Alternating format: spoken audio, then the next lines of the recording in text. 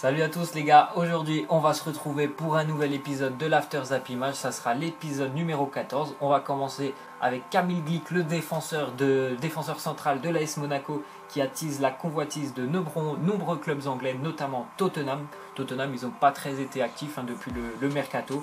Donc Glik, ça fait un an qu'il est arrivé à Monaco et on peut dire que la demi-finale de Ligue des Champions, elle lui est en partie due, et notamment aussi le titre de champion de France de Ligue 1.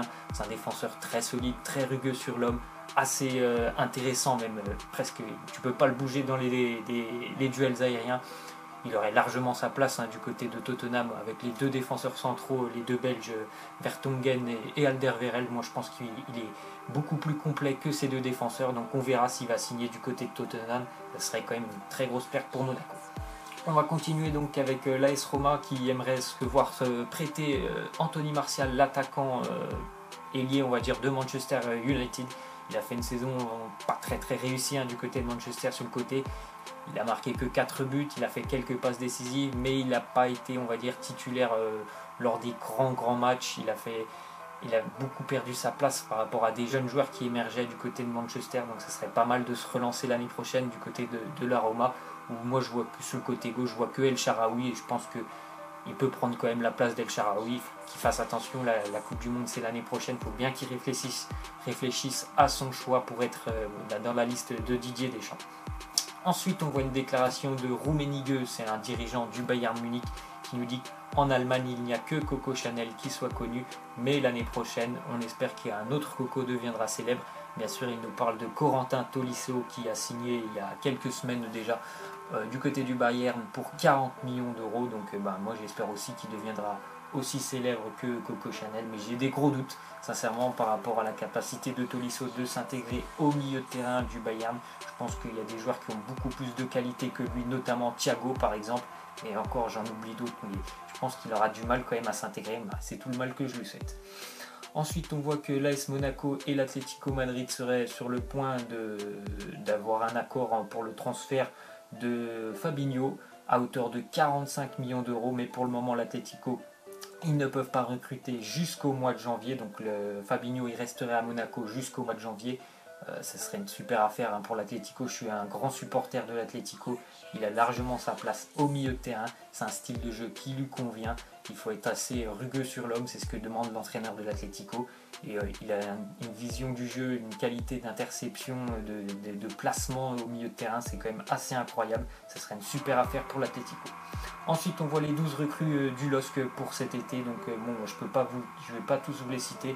Je vais vous citer quelques-uns qui quand même viennent de Ligue 1, donc Kevin Malcuit ou encore Nicolas Pepe, Naïm Sliti aussi. Donc c'est quand même assez intéressant tous ces jeunes joueurs qui arrivent à Lille cet été. Tout ça c'est bien sûr le projet du LOSC, un nouveau projet avec les nouveaux actionnaires, avec bien sûr Marcelo Bielsa en tant qu'entraîneur. J'espère que tout ça va prendre, ça peut être pas mal l'année prochaine, tous ces jeunes, avec l'expérience qu'a Marcelo Bielsa. Je pense qu'il va faire une très belle équipe. On espère qu'ils vont quand même essayer de jouer les premiers rôles et au moins les places qualificatives pour la Ligue Europa. Ensuite on voit que l'OM est sur le point de se voir accorder en prêt Carlos Bacca, l'attaquant du Milan AC. Pour le moment ça serait 20 millions d'euros avec une option d'achat. Donc Marseille ils sont sur pas mal d'attaquants en ce moment. Il y a Bacca, il y a Boni, on parle aussi un peu de Giroud, même si on en parle un peu moins en ce moment. Sur les trois, moi je pense que je préférerais prendre Carlos Bacca. Je le trouve, il est beaucoup plus régulier notamment que Wilfried Bony qui est en perte de vitesse depuis quelques années en première ligue. Bacca il reste quand même sur des saisons assez intéressantes du côté du Milan. Il marque pas mal, au moins 10 ou 15 buts par saison, ça serait pas mal pour Marseille. Franchement de mettre 10 ou 15 buts, c'est un attaquant assez puissant quand même devant. Il fait aussi pas mal de passes décisives, donc ça peut être une très belle opération pour l'Olympique de Marseille. Ensuite, on voit que Jordan Amavi, c'est un latéral qui jouait à Aston Villa l'année dernière en Championship anglaise.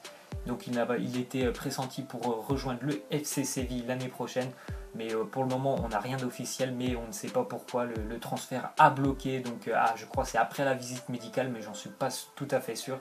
Dommage pour lui, il avait fait une très belle saison l'année dernière du côté d'Aston Villa. Il a été titulaire presque toute l'année. Il était vraiment possible qu'il arrive à s'imposer du côté de Séville en latéral. il n'y avait que Escudero qui était devant lui, donc il avait une belle place à prendre. Donc on espère que c'est pas trop grave s'il y a eu un problème médical et qu'il pourra vite rejouer au football.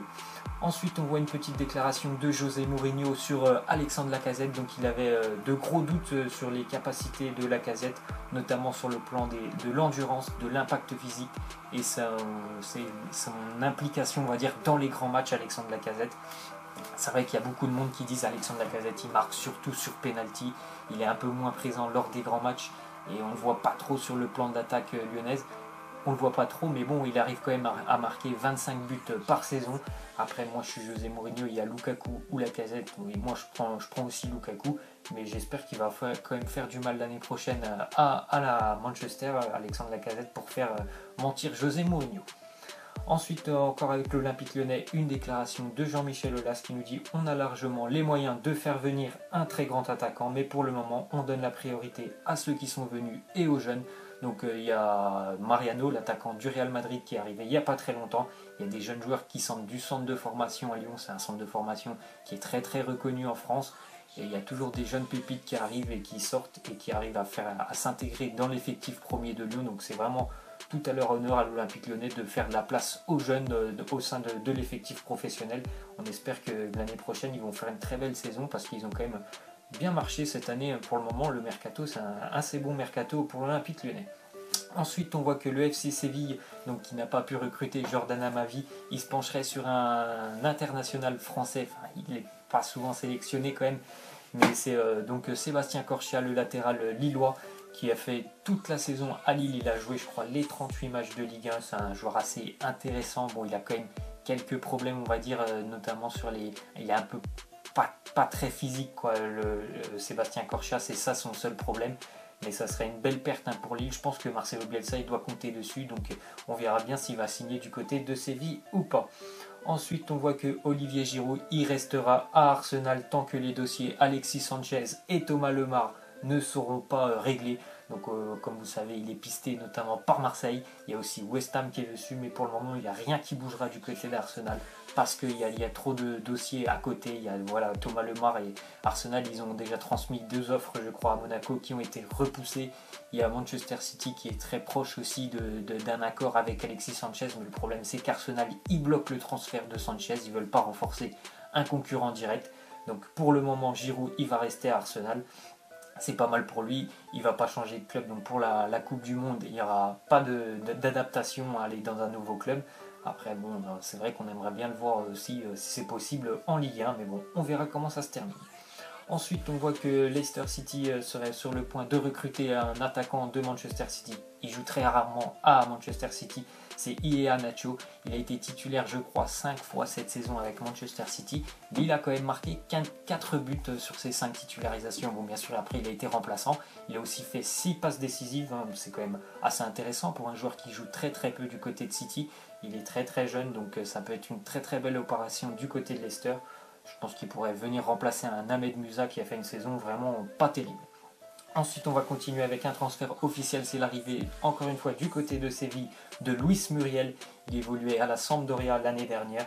C'est un attaquant assez puissant qui est capable de peser sur les défenses adverses.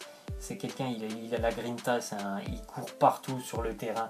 Un très très bon buteur, très très bon finisseur dans la surface adverse.